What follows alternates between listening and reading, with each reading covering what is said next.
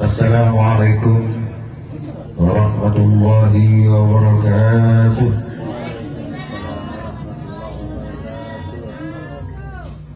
Alhamdulillah, alhamdulillahi rabbil alamin, wal aqibatu lil muttaqin, wa la udwana illa 'alal zalimin. Wassalatu wassalamu ala sayyidil mursalin wa ala alihi wa ashabihi ajma'in. Qala Allah ta'ala fi kitabihil karim wa huwa asdaqul qailin. A'udzu billahi minasy syaithanir rajim. Bismillahirrahmanirrahim. Wa lanabluwakum bisyai'in minal khawfi wal ju' wa naqsin minal amwali wal anfusi was thamarat wa basyiris sabirin alladzina idza asabatkum musibah qalu inna lillahi wa inna ilaihi raji'un.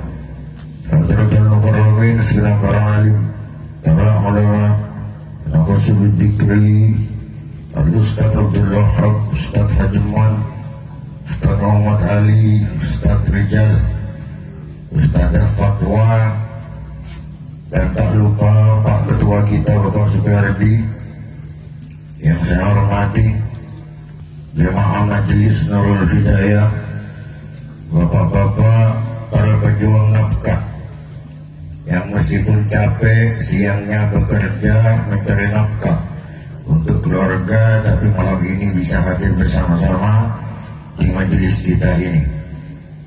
Ibu-ibu, para pembawa berkah, penarik rezeki, karena rezeki itu seberapa banyak diberikan oleh Allah, itu yang menentukan adalah istri-istri di rumah. Para suami itu tugasnya menjemput. Makanya keluarga yang sakinah itu adalah keluarga yang ketika sang bapaknya keluar mencari nafkah, ibu di rumah banyak mendoakan suaminya untuk dapat rezeki yang banyak dan berkah. Jadi yang menentukan rezeki banyak atau tidaknya itu bukan bapak, tapi ibu-ibu. Makanya bapak-bapak kalau mau cari rezeki ada caranya. Caranya bagaimana? Lihat kalau malam istrinya tidur. Kalau malam istrinya tidur ngadap ke timur, berarti paginya sampeyan dari rezekinya menuju arah timur. Kalau malam istrinya tidurnya ngadap ke barat, maka paginya bapak silahkan berangkat dari rezeki menuju ke arah barat. Tapi kalau ibunya malam tidurnya terlentang, tak usah kemana-mana, rezeki ada di depan mata. Rezeki nampaklah. Kita hidup ini, Pak, tanpa terasa kita dari hari ke hari, minggu ke minggu, bulan ke bulan, tahun ke tahun, tak terasa jatah umur kita di dunia ini hanya semakin habis. Semakin hari semakin sedikit, semakin hari semakin sedikit. Tidak hanya umur, tapi yang dikurangi Allah juga fisik kita. Wal anfus.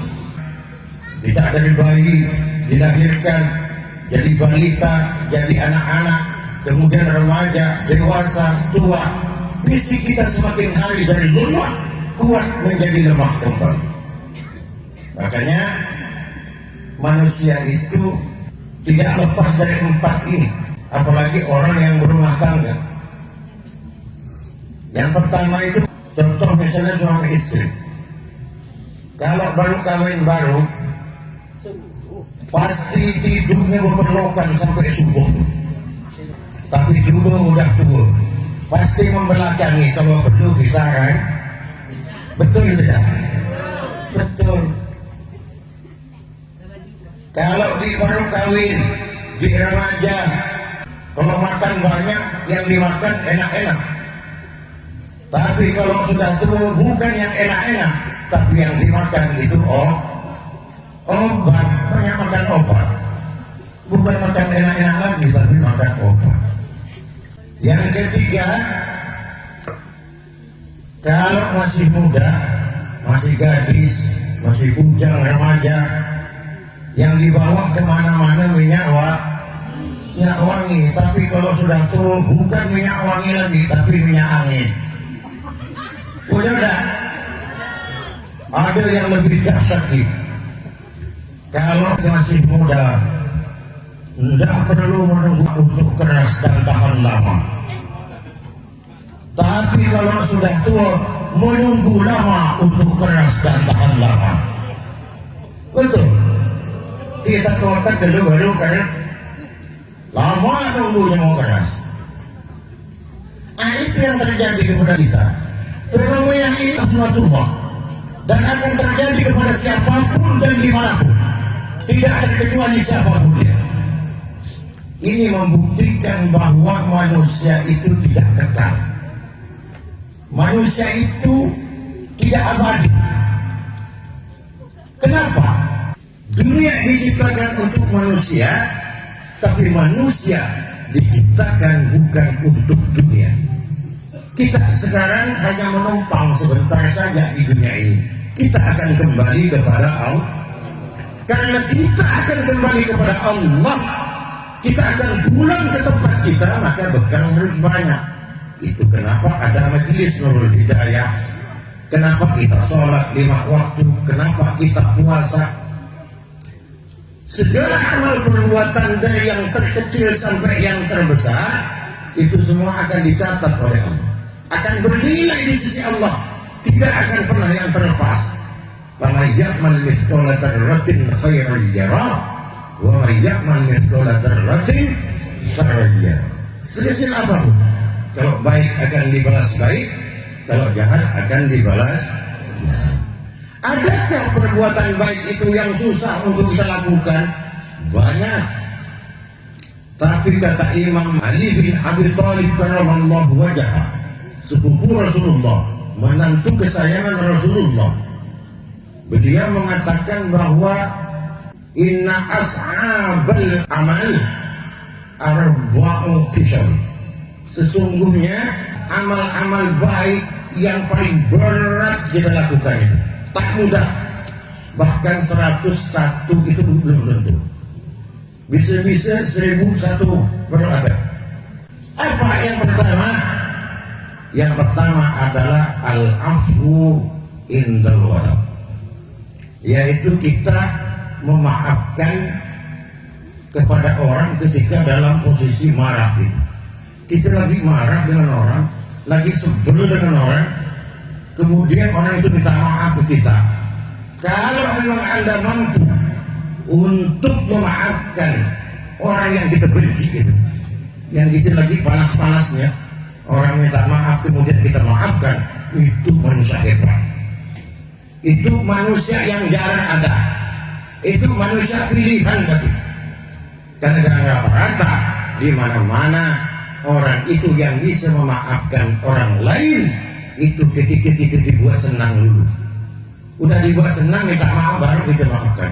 Tapi kalau ada orang lagi kesal, lagi marah kepada seseorang, tapi orang yang kita marah itu kemudian kita maafkan, itu orang hebat luar biasa pada Sayyidina Ali. Dan ini tanda-tanda orang yang seperti itu adalah calon-calon penghuni surga. Yang kedua, wal-judu fil usra, yaitu orang yang dermawan ketika dia lagi melarat. Kalau orang kaya banyak uang, lagi duit banyak, bersedekah tidak begitu diherankan orang ini. Wajar duitnya banyak. Kalau dia punya uang 1 miliar, bersedekah 1 juta, 2 juta tidak terasa. Tapi kalau orang lagi susah, mau dimakan seorang yang tak ada, tapi justru dia lebih memilih bersedekah kepada orang daripada apa yang disedekahkan itu dimakan dia sendiri. Itu orang hebat. Dan itu yang dilakukan oleh para sahabat Nabi, termasuk oleh anak-anak Nabi, termasuk oleh Rasulullah sendiri. Tidak jarang Sayyidina Ali ketika bekerja mencari nafkah, cari makan untuk hari itu, ketika datang pengemis yang mau dimakan dia dengan anaknya itu, kemudian diberikan kepada pengemis, bahkan dia sendiri harus tidak makan hari itu Sayyidina Ali. Sama Sayyidina Abu Bakar juga, itu sahabat-sahabat Nabi. Maka mereka itu orang-orang nanti yang akan menjadi teman Rasulullah di surga, karena memang kehebatannya dia hebatnya lah hebat. Kalau kita susah Pak begitu, Bu, mau bersedekah kita lagi tak punya, ini sampai punya beras cuma 2 canting di rumahnya, tiba-tiba datang pengemis minta beras, diberikan oleh saudara. Tak diberi Pak, kena tribi beri. Berat ini, makanya kalau bisa melakukan itu adalah orang hebat. Yang ketiga, wal iffatu fil khulwah, orang yang tetap bisa menjaga diri tak melakukan dosa di dalam situasi yang sepi. Sebenarnya punya peluang dia nih untuk melakukan dosa, tapi tetap tak dilakukan. Kenapa? Karena dia yakin meskipun di sepinya sekalipun Allah tetap mengawasi. Ini hebat. Ini yang pernah terjadi kepada seorang santri. Ada kiai punya santri 40, tapi kiai ini ada satu santri yang diistimewakan oleh kiai. Beda perlakuan kiai kepada santri 40 ini, beda. Yang satu ini betul-betul istimewa, yang 39 biasa saja. Akhirnya apa? Yang 39 minder, protes. Kiai, kami kan santri juga, tapi kenapa kiai perlakukan si bulan ini, santri yang satu ini beda dengan kami, kiai? Sebenarnya apa kelebihan dia ini? Kiainya tersenyum. Kemudian kata kiai, udah gini saja, besok kalian pagi kumpul semua di sini. Besok paginya kumpul. Ternyata kiai ini udah menyiapkan 40 ayam, 40 pisau, dibagi satu-satu. 40 santri dapat 1 ekor ayam, 1 pisau. Kemudian apa kata sang kiai? Santri-santri itu semua, ayam dan pisau yang ada di tangan kalian hari ini, coba setelah ini kalian menyebar, entah kemana kalian bebas. Tugas kalian adalah menyembelih ayam yang ada di tangan kalian dengan pisau itu. Tetapi Pak Kiai minta, ketika saat menyembelih ayam itu, dipastikan tidak ada yang melihat. Akhirnya menyebar santri 40 ini. Ada yang ada di kolong rumah, ada yang masuk ke hutan, ada yang pergi ke sepi tempat gelap. Semua dilakukan oleh 40 santri ini. Setelah selesai semua kembali lagi ke kiai, diperiksa satu-satu. Yang pertama diperiksa, kamu sudah dipotong ayamnya? Sudah kiai. Gimana permintaan Pak Kiai tadi? Waktu kamu menyembelih, jangan-jangan ada yang melihat? Dipastikan tidak ada kiai. Kenapa kamu bisa pastikan itu? Karena ini saya sembelih di bawah kolong rumah kiai, tidak ada yang melihat. Maka saya pastikan saat menyembelih ayam ini tak ada yang melihat. Bagus, kata kiai. Mundur kamu, maju lagi yang kedua. Yang kedua bilang apa? Saya sembelih di hutan kiai, saya pastikan tidak ada yang melihat. Bagus, kata kiai. Mundur. Yang ketiga maju. Kamu disembelih di mana? Disembelih di dalam kamar kiai. Saya kunci pintu kamar, saya pastikan tak ada yang melihat. Bagus.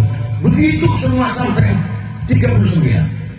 Akhirnya yang ke-40 santri yang paling disayang kiai ini. Apa kata kiainya? Kamu kenapa ayam tidak disembelih? Ternyata ayam santri yang paling disayang ini tidak disembelih. Yang lain 39 sebenarnya semua. Alasan kamu tidak disembelih itu apa? Apa jawab Santi tersayang ini? Saya sudah berusaha Kiai untuk menyembelih ayam ini. Seperti pesan Kiai, jangan sampai ada yang melihat. Tapi di saya sudah ke kolong rumah sudah, ke dalam hutan sudah, ke dalam sumur sudah, dalam kamar sudah. Tapi ketika saya akan menyembelih, saya selalu ingat Kiai bahwa saya selalu diawasi oleh Allah Subhanahu wa ta'ala. Maka saya tidak mampu untuk melakukan ini. Tersenyum sang Kiai. Akhirnya apa? Kata Kiai ke-39-nya itu, coba kalian dengar, kenapa aku lebih sayang kepada yang satu ini daripada kalian yang 39? Dia ini apa yang aku ajarkan selalu diingat, selalu dicerna, selalu direkam. Apa yang aku ajarkan, yang aku didikkan kepadanya. Tidak seperti kalian, meskipun diajar masuk kuping kanan, keluar kuping kiri, tak dicerna ilmu yang diberikan oleh gurunya. Kata sang Kiai, baru setelah itu kemudian yang 39 ini sadar, oh iya betul, ternyata wajar Kiai lebih sayang kepada dia ini. Kenapa? Karena itulah santri yang hebat, santri yang penurut, udahlah cerdas, IQ-nya tinggi, apa yang diajarkan oleh gurunya dicerna dengan baik. Jadi itu artinya apa? Dimanapun kita, orang yang ketiga ini, yang hebat ini adalah bisa menjaga diri ketika dalam keadaan sepi. Maksudnya dimanapun kita, kalau kita selalu ingat bahwa kita diawasi Allah, maka kita tak akan pernah melakukan dosa meskipun di sepinya sekalipun.